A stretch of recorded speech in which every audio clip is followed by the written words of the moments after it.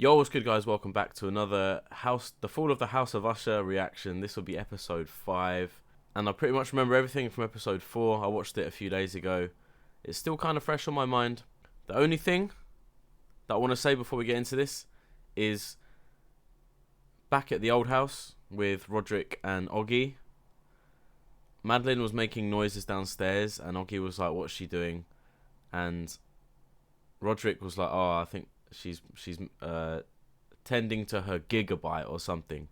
Now that could be the AI thing that she's working on. So that could be Madeline's AI, her robot, taking over her. Like the original Madeline's dead, but the AI one is there now. I don't. Maybe Roderick doesn't have his AI yet because he's still getting the dementia illusions coming in, seeing his dead kids and stuff. I don't think the AIs are going to pick up on the hallucinations. I think they can kind of override that. So I think Madeline is down in the basement as an AI. I think the actual Madeline might be dead, and Roderick is probably next to go. And yeah, I've said it all before. Roderick, Oggy, they're both gonna die. The truth's gonna come out, but the truth's gonna die with Oggy. He's not going to get out, I don't think. That's my prediction anyway. Obviously, we had Napoleon, committing suicide by jumping out from his balcony window. But obviously, we know that he saw a cat. He was trying to kill this cat the whole time. And it was Carla that was behind it.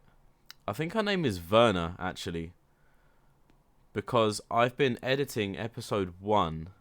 And there's a few things that I overlooked in episode 1 that's kind of like helping me along this story.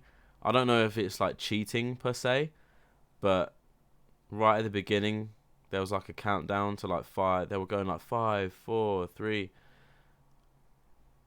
And one of them, I think, was the New Year's in 1979.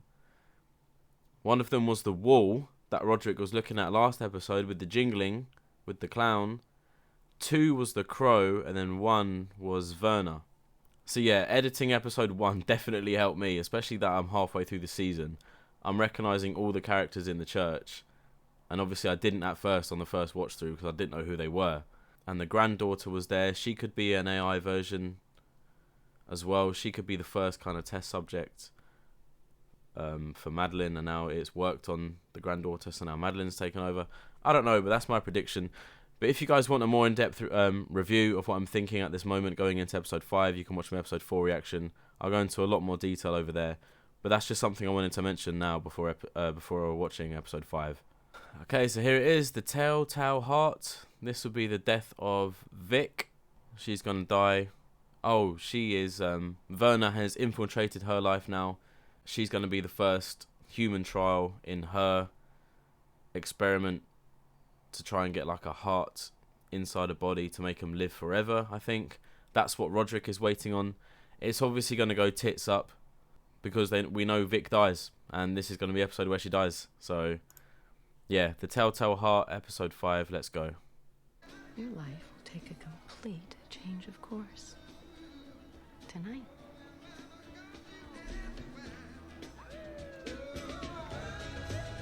Here we go. Are we going to find out why they ran? I never let a man have power over me, and I figure out how to live forever. She does, through the AI.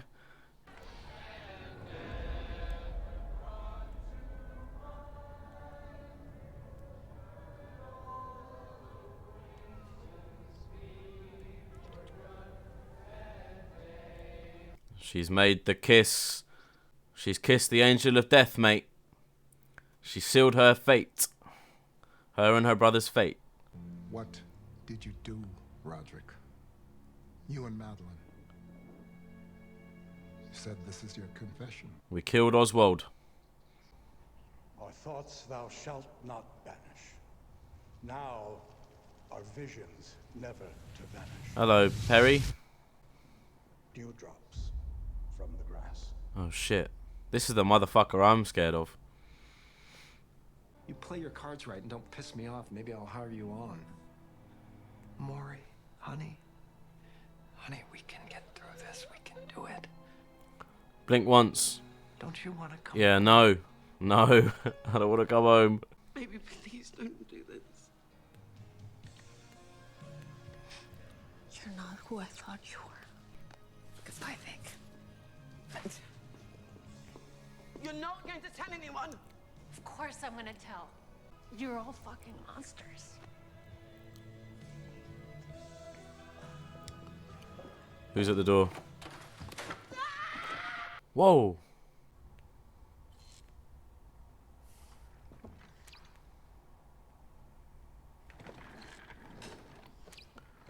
Oh, the room's been bugged.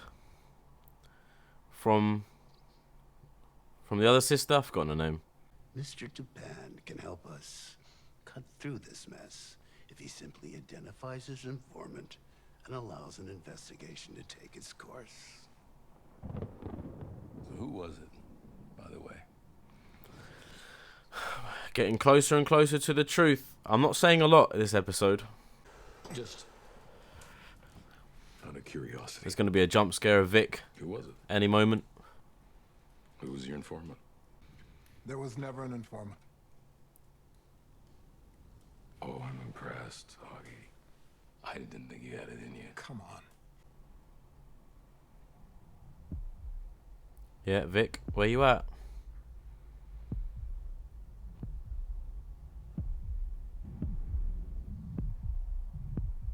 Whoa!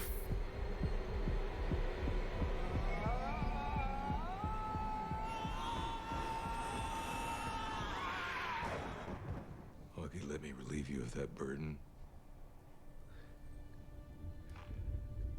No one died for your lie. Yeah, it still would have happened. I was So thinking. don't carry that. That's what I was thinking. Longfellow knocks up his secretary. Such a scandal. I worked for your father. I knew your mother. And she was a great secretary. She was a full-service secretary. Oh, this is gonna niggle her, boy. Don't fuck with me, Madeline. Either of you. Do not fuck with me. Fuck me. No, that's fine. Hell, you'll climb that ladder fast. World's unfair that way, but it works. So you can fuck me anytime you want. But don't you ever She's gonna do it. She's gonna fuck him. with me, Madeline Usher. Do you get me? She's gonna suck up to him, man. She's gonna fuck him. Gee, Roderick, did you happen to, I don't know, fuck that pretty bartender all those years ago? And now you've got another heir running around and maybe this one's psychotic. Tell me everything. And maybe this one is crazy and wants to be first in line. No. Text me the location of the bar, or where it used to be anyway. I'll go from there. No, I don't believe that. You're so out of touch with your human side. You can't even listen to anything outside your own head. You really don't hear that? Do have Dr. Ruiz give me a call.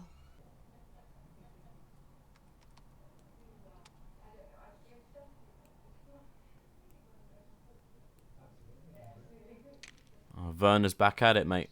It's not Roderick's daughter, no way. She's the angel of death.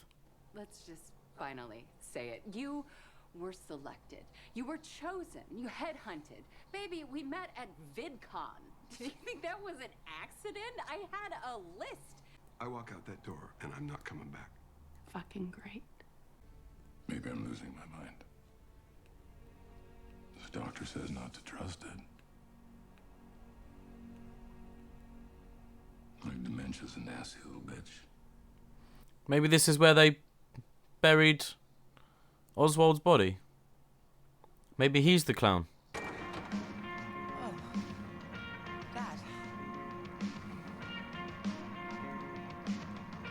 Oh shit, maybe Roderick kills her. It's just loud. I mean, do you hear that? Because people keep telling me they can't hear it. Yeah, I hear it. What is that? Whoa! Dr. Ruiz. You're not going to tell anyone. Of course I'm gonna tell. And I don't fucking care if you sue me or you rip me apart. She killed her. She killed her, mate. She threw the fucking thing at her head.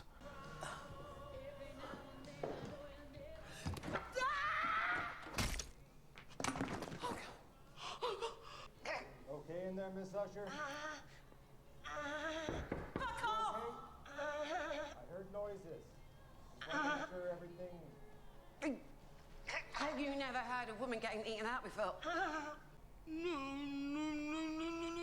No, Ali. I take it back.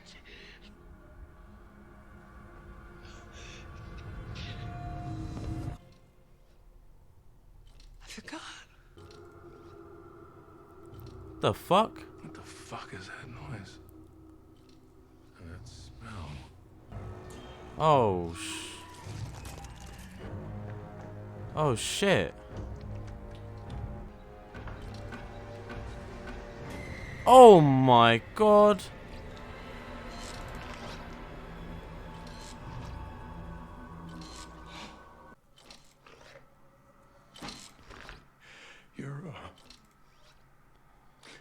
You're fully funded.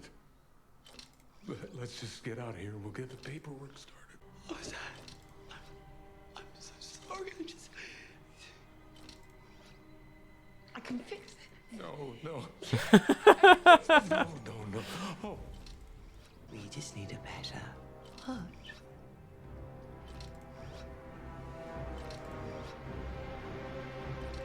In herself. Yeah. See ya.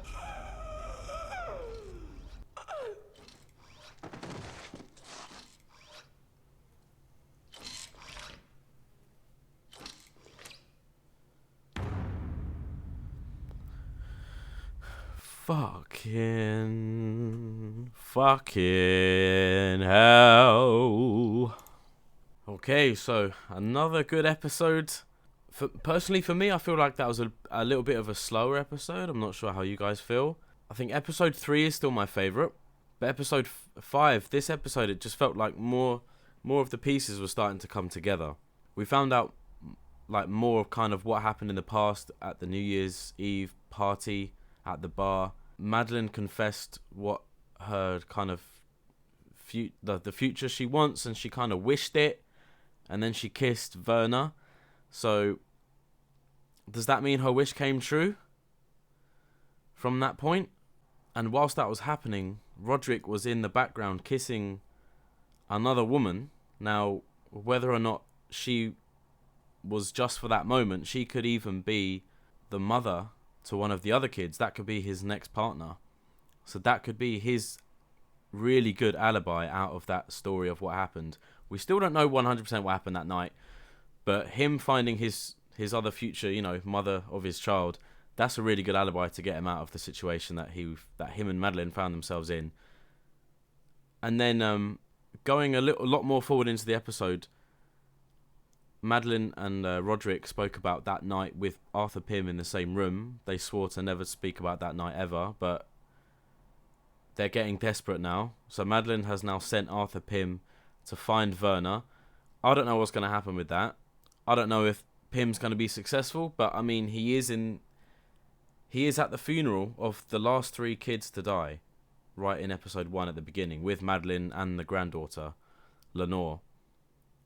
So is he successful in finding Werner and killing her, or I don't know. We're going to have to wait and see. And then Madeline brought up something about maybe if you might have slept with Werner, and then it could be another one of your kids trying to get to the top of the line and get all the money or whatever. So that should be interesting, but I don't think it is. I don't think he slept with Werner. I don't think that the Werner in the present is the daughter of the one 40 years ago. For me, I just think that the deal was made when Madeline made the kiss, because ultimately Madeline is in charge and it seems like Roderick's in charge, but I don't think he actually is. It's Madeline. Madeline's the one kind of at the top. She's like the puppet master, like controlling all of these puppets, and Roderick is actually one of them. Like, she's done that before, even growing up. So I don't think the present Werner is Roderick's kid. I don't believe that. I'll be very surprised if it is. So that's that. That's that side of the story. And then Vic's death. We've got to talk about Vic's death. She just went insane, innit? Like, she just went crazy. Her partner, Al, she was really disappointed and heartbroken, pun intended, heartbroken, that her signature was forged for the human trials to go ahead. She didn't want anything to do with Vic anymore. Vic mentioned the NDA. She didn't want any, she still didn't care. She was going to tell everyone about what was going on. Vic then threw something at her and it cut there. And just from that moment on, she was crazy. Like, she just went crazy. And she would, because we know what happened. She killed her lover. She put the heart in her, but obviously it didn't work. It was a dead, useless heart, her words. And that's the noise that she kept hearing the whole time. And I feel like the pressure from Roderick and Madeleine had a part to play in her demise. Because Madeleine, during that episode, came to check up on her about how it's going and how she's doing and stuff. So she was like proper amping up the pressure on Vic. And that's what I feel ultimately led to her like breakdown, kind of mental breakdown. And she ended up killing herself in front of Roderick. So I'm guessing Roderick got himself out of that situation, or he's the one that called the police. Oggy is the person who said all the deaths were accidental. Vic's doesn't seem accidental because she killed herself with the knife. Like, that's not accidental. She did that on purpose. So it'll be interesting to see how that death is covered up and how Roderick got out of that one. But we need to talk about the past Oggy and the past Roderick. So Oggy and Roderick and Madeleine, they're actually working together to overthrow Oswald. I think his name's Oswald, the CEO of Fortunato. They're trying to overthrow him because of the forged signatures about the drugs. Hard copies of the signatures still exist, so that they're kind of running out of time because they're building a new campus and they're going to have computers, so all the documents are going to be computerized, so they need to get their hands on the hard copies to give to Oggy. But it's confusing me a little bit because Oggy in the future is now after Roderick. But they work together to overthrow the CEO. So Oggy he's so career driven that he's actually going against the person that helped him overthrow the CEO in the first place. So yeah, I'm a little bit confused like on that part. I might be forgetting something, missing something out. But Roderick's wife is actually against it. I feel like she's dead before the New Year's party. I've got a feeling that maybe Roderick and Madeleine killed his wife and Oswald together. I don't know. I've got like my brain's just all over the place after that episode. So yeah, the past Oggy and the past Roderick with Madeleine is a confusing one. I'm hoping it becomes more clearer. I just don't get how. I kind of do get how, and I don't get how. Oggy is like suddenly up against Roderick in the future, even though Roderick is the one that helped him, I guess, with the forged signatures and recovering the hard copies and stuff.